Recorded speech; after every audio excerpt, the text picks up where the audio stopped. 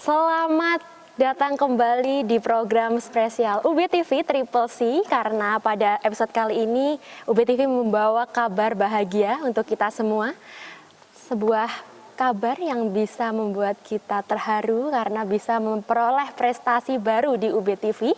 UBTV berhasil meraih penghargaan Anugerah Komisi Penyiaran Indonesia KPI 2024 untuk kategori Lembaga Penyiar Komunitas Televisi.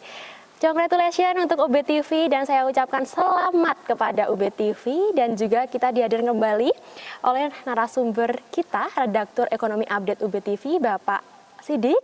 Oke. Bagaimana Bapak terkait tercapainya prestasi UBTV? Perasaannya bagaimana? Ya tentu ini senang ya, karena ini baru pertama kali UBTV meraih penghargaan untuk program KPI Anugerah. Jadi sebetulnya ini sebenarnya penghargaan tiap tahun ya, cuma tahun ini kita bisa ikut. Dan alhamdulillah kita bisa menjadi yang terbaik untuk tahun ini untuk kategori televisi komunitas. Ya tentu saja ini menjadi penyemangat bagi kita semua ya untuk terus membuat tayangan yang kemarin kalau Bu Menteri Komdigi itu mintanya satu tuh tetap edukatif, yang kedua itu adalah empowering, memberdayakan, yang ketiga itu tayangannya inklusif, dan yang keempat itu tayangan itu berdaulat gitu loh. Jadi memang pesannya seperti itu. Jadi semoga bisa memberikan impact yang positif kepada masyarakat melalui program-program yang edukatif ya, Pak Sidik. Baik, langsung saja kita memasuki berita yang akan kita ulas pada hari ini. Yang pertama dari emitennews.com, emiten Prajogo Pangestu atau PTRO stock split 1:10. Nah, PTRO ini bakal melakukan pemecahan nominal saham alias stock split dengan rasio 1:10. Nilai nominal itu akan menjadi Rp5 per lembar dari skenario awal Rp50. Nah, sedangkan ini jumlah saham ditempatkan di setor penuh menjadi 10,08 miliar dari lembar sebelumnya 1 miliar helai. Bagaimana ini Pak Sidik? Ya, PTRO ini merupakan saham yang terbaru ya, yang masuk ekosistemnya Pak Prajogo Pangestu. Jadi karena ingat saya pada tahun lalu Pak Prajogo Pangestu mengakuisisi PTRO. Nah, PTRO ini merupakan perusahaan jasa tambang, ya, jasa pertambangan ya. Kapan hari kita sudah pernah mengulas itu perusahaan jasa tambang. Jadi ini merupakan perusahaan jasa pertambangan yang melayani eksplorasi terutamanya batu bara. Nah, stock split, kapan hari kita sudah pernah membahas stock splitnya Indosat. Jadi stock split itu memecah harga saham supaya harga sahamnya lebih terjangkau. Memang kalau kita lihat pada hari ini PTRO itu diperdagangkan di 19.200 ya. 19.200, dan ini memang naik cukup tajam. Jadi kalau misalnya dipecah menjadi 1:10, berarti perkiraan kalau menggunakan harga hari ini nanti harganya tinggal 1.920 per lembar saham. Kalau sekarang kan 19.200 ya, memang cukup mahal. Kalau kita lihat PBV-nya juga sudah 4,91 dan PER-nya 450, PER-nya tinggi banget, 452,36. Memang ini tinggi ya bagi di saham itu, kan ada rumus semakin PBV-nya, saham murah itu adalah PBV-nya di bawah 1 dan PER-nya di bawah 5. Jadi kalau ini memang sahamnya memang sangat mahal gitu loh, sangat mahal, sehingga wajar kalau kemudian dilakukan stock split gitu ataupun pemecahan supaya sahamnya lebih terjangkau oleh investor retail, dan yang kedua juga perputarannya juga bisa lebih bagus. Ya, PTRO ini merupakan saham yang cukup bagus ya. Kalau kita lihat dia dividen itu juga rutin membagi dividen.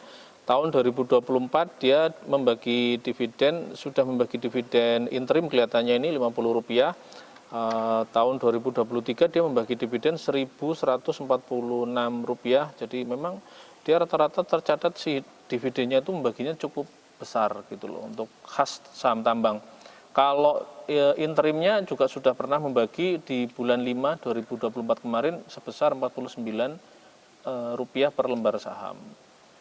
Jadi kalau kita lihat dengan stock split ini, kita berharap itu akan menguntungkan investor ya. Tapi ya memang saham jasa tambang itu hampir sama dengan saham tambang. Jadi cyclicalnya juga cukup tajam ya. Jadi memang itu harus diperhatikan. Jadi stock split ini tuh juga akan bermanfaat juga ya Pak, dari harga yang semulanya 19.000 menjadi 1.900 akan mudah terjangkau juga supaya bisa tuh banyak yang mau berinvestasi di PTRO tadi itu ya. Betul. Kalau mau beli PTRO bisa lebih murah gitu aja. Ya. Untuk berita selanjutnya tetap dari emitennews.com, Grup MTEK atau SCMA sebar dividen interim sebesar 316,8 miliar. Nah, emiten televisi Grup MTEK Surya Citra Media (TBK) atau SCMA menyampaikan akan membagikan dividen interim untuk periode tahun buku 2024 dengan total 316,8 miliar. Banyak sekali Pak, 316,8 miliar. Ini menarik ya, jadi di tengah dinamika industri media yang mungkin juga belum menjadi tahun yang bagus bagi industri media, SCMA itu bisa membagikan dividen interim. Kalau bagi teman-teman yang belum tahu, SCMA itu kode saham untuk SCTV. Ya, untuk televisi SCTV, untuk SCTV. Jadi nah, sekarang kan memang dia menjadi salah satu anggota grupnya Grup MTEK gitu ya. Jadi Elang Media Teknologi. Jadi itu menjadi induknya. Nah, ini merupakan sekarang ya ibaratnya anak perusahaannya dari MTEK gitu ya. Nah, kalau misalnya SCMA bisa membagi dividen, kalau kita lihat ya, coba kita lihat secara umum, memang ini juga bagus ya, market cap-nya juga cukup tinggi, 7 triliun, 7,985 triliun, dan PBV-nya juga ya masih murah lah, 1,04, jadi pas di angka 1, sementara PER-nya memang cukup tinggi ya, dia 13,15 kalau angka PER-nya. Nah, industri media ini sebetulnya ini juga menarik ya di bursa kita, karena itu salah satu saham yang bisa jadi pilihan bagi investor ya. Walaupun mungkin tidak sekencang sektor-sektor lain ya di media kita, di bursa kita. Nah, saham SCMA ini kalau kita lihat sekarang semua perusahaan media itu melakukan diversifikasi. Jadi tidak hanya bertumpu pada tayangan terestrial misalnya, tapi juga pada tayangan-tayangan lain ya, dan salah satunya adalah tayangan digital. Jadi ya kalau pandangan saya ya sektor media akan tetap tumbuh gitu loh, untuk menjadi salah satu emiten yang bisa jadi portofolio investor. Jadi bukan hanya perbankan maupun tambang saja, tetapi juga media itu juga ada sahamnya ya, Ya, Pak? ada. Oke, luar biasa sekali. Nantikan berita selanjutnya tetap di Triple C.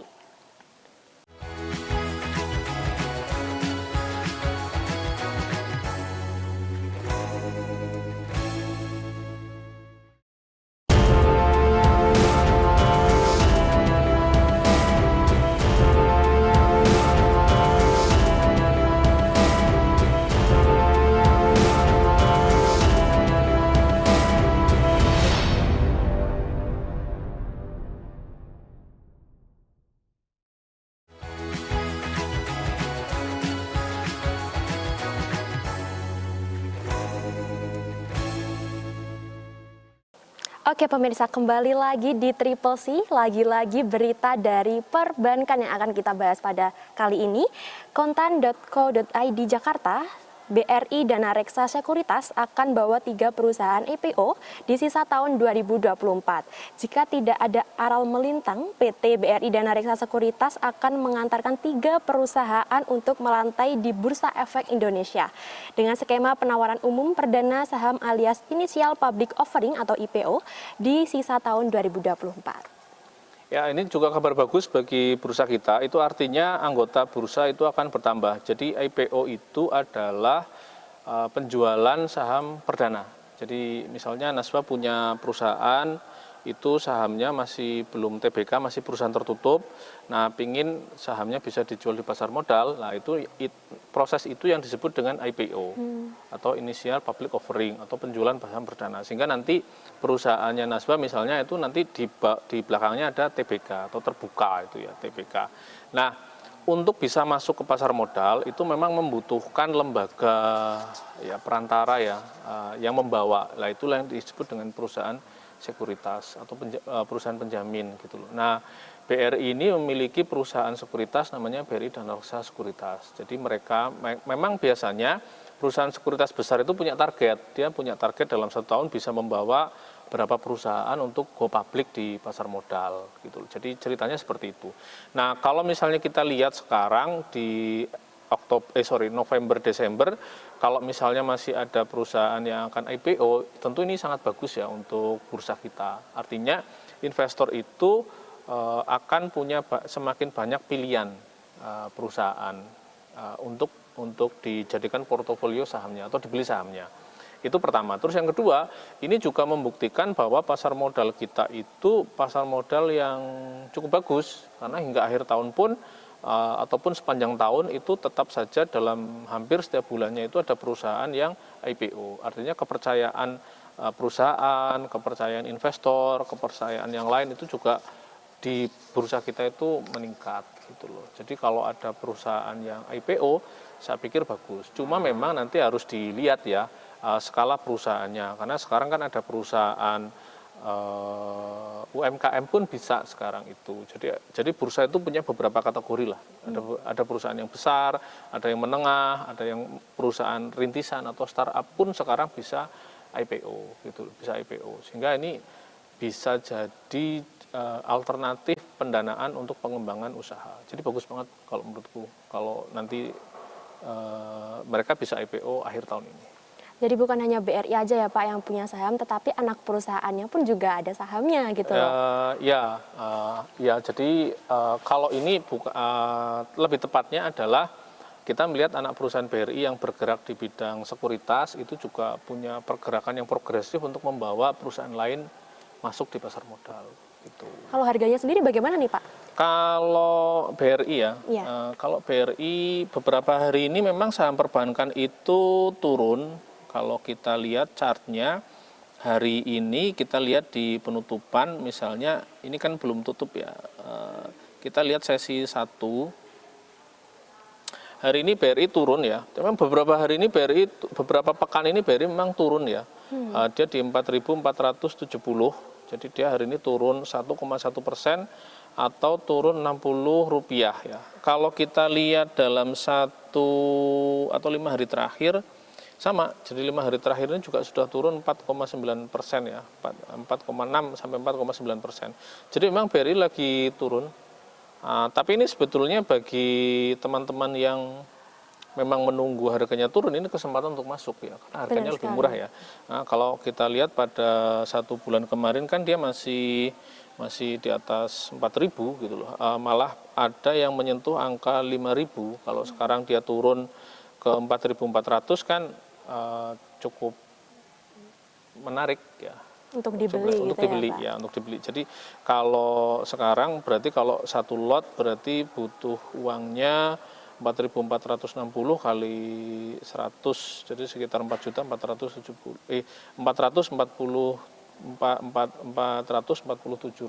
gitu loh. Luar Gitu. biasa sekali ya Pak ya. Dan itulah perbankan konvensional yang sudah kita ulas sahamnya, dan sekarang kita beralih nih Pak ke saham perbankan syariah. Nah, potensi ke-6 global, Menteri BUMN minta BSI atau BRIS jangan berpuas diri. Nah, emitennews.com, PT Bank Syariah Indonesia Tbk atau BRIS berpotensi terus berkembang. Menteri BUMN Erick Thohir meyakini BSI dapat mencapai posisi ke-6 sebagai bank syariah terbesar di dunia. Nah, saat ini BSI menempati posisi ke-9 dalam daftar bank syariah terbesar di dunia berdasarkan kapitalisasi pasarnya. Ya, ini juga kabar bagus ya. Jadi Indonesia itu kan memang sudah mencanangkan menjadi salah satu pemain global untuk ekosistem keuangan syariah. Salah satunya perbankan syariah. Dan memang sejak BSI ini kan hasil merger ya, hasil merger beberapa bank syariah, ada BRI Syariah, BNI Syariah dan sebagainya, di merger jadilah BSI, sehingga memang dia sekarang memiliki market cap yang besar. Jadi kalau dia urutan ke-6 dunia ya kalau salah tadi ya, itu juga bagus karena memang pemerintah mentargetkan dia bisa BSI ini bisa 3 besar lah, bisa 3 besar.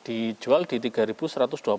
Saya masih ingat beberapa tahun lalu harga Alfamart itu masih 800-an gitu loh. Masih, 800 rupiah ya Pak? Ya, masih Jadi 3.000 ya, lumayan jadi pesat sekarang juga ya itu, kenaikannya. iya, jadi sekarang itu naiknya cukup tinggi ya.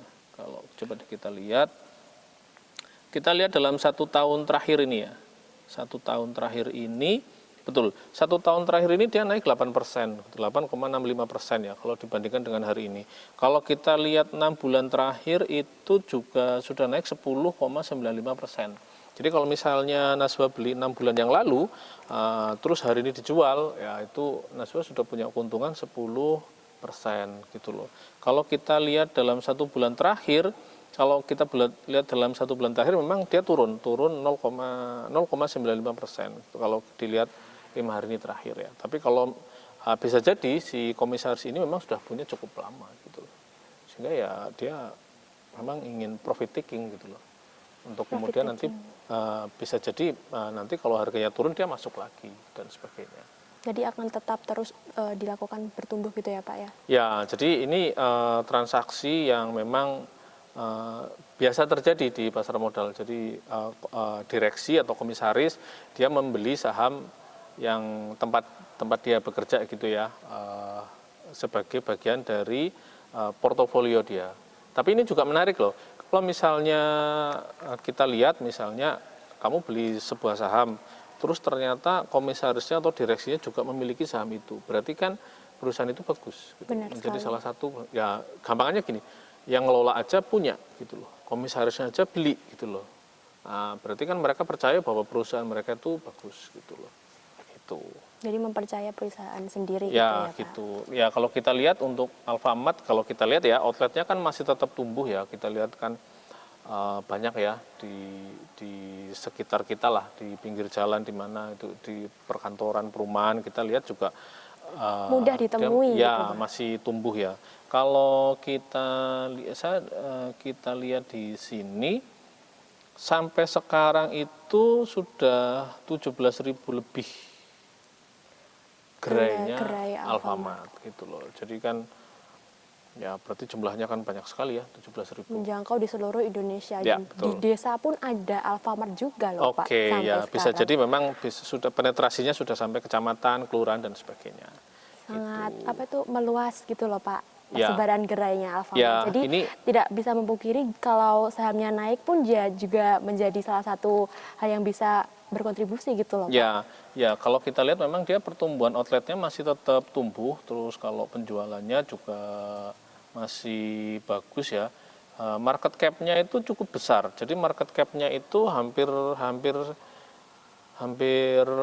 kayak tadi, hampir kayak BSI loh. Kalau BSI tadi 133 ya kalau tidak salah ya. Dia 129,556 triliun gitu loh. Jadi malah mampu bersaing sama industri perbankan juga loh Pak. Jadi market cap-nya cukup besar juga, ya besar sekali ya 129 triliun itu kan duit yang tidak sedikit.